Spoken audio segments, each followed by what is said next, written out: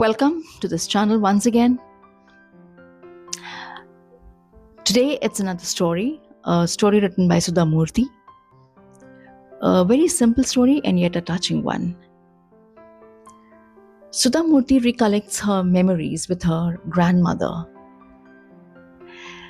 Her childhood spent in her grandmother's place in a remote village in North Karnataka.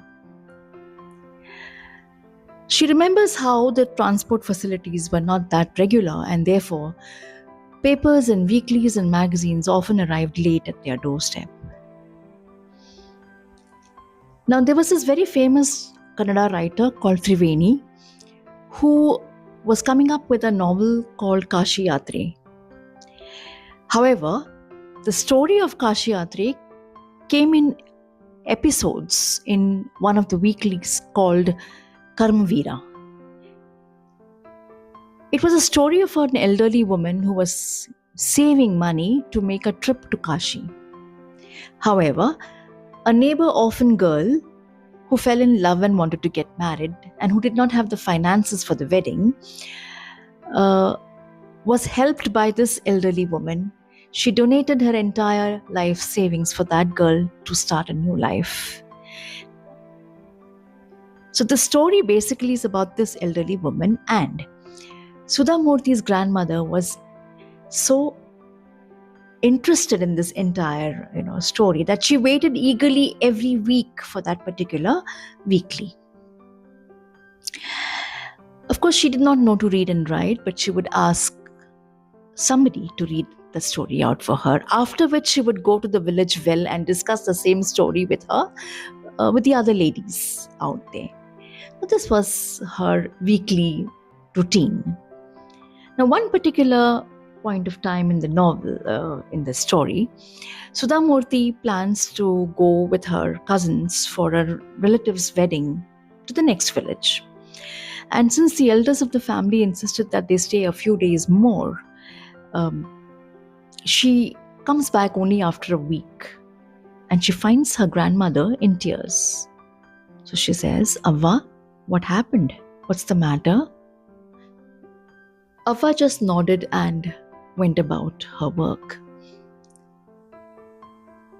But that night after dinner, when grandmother came and placed her hand on Sudha Murty's forehead to lull her to sleep, little Sudha turned and asked her grandmother, "What's the matter, Avva?" And that's when the grandmother said, "When I was a young girl, I lost my mother. My father was married again. There was no one to help me and guide me, and I was not educated. I got married very young, and after that I had my children, and years later my grandchildren, and my entire life went into only cooking and feeding the family members. I saw to it, however, that my children and grandchildren went to schools." Now, Sudha Murty thought about why was a 62-year-old grandmother telling her the stories of her life at midnight. She wondered what was the purpose. So she turned and asked, "Avva, is there anything that I can do? Can I help you?" And then the grandmother said, "When you were away for the whole week and I got the weekly, I did not know how to read. And there was no one to read it for me. You were not there. So what I did was, I felt so helpless that I rubbed my palms over the book just to see if I could get the words, the story. And I was totally helpless and felt weak.